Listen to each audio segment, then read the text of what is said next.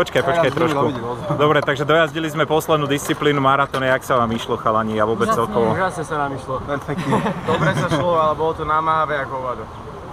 Dali ste dole Britov, ktorí štartovali 4 minúty pred vami. Aký to bol pocit a čo spravili Briti, akú chybu?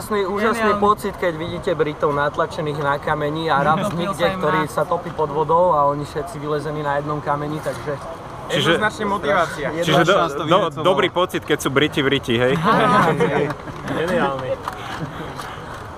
Dobre, highlighty celých majstrovstiev, čo sa vám úplne brutál najviacej pozdávalo a páčilo?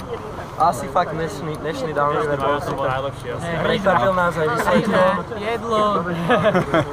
Jedlo. Ja už sa teším, kedy dojdem domov a prestanem jesť tú rýžu, čo tu jeme každý deň ráno a obed na večeru, takže... Dáme si tzv.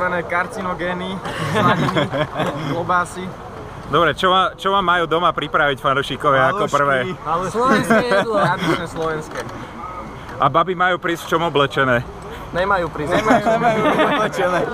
Dobre, super chalani, ďakujeme.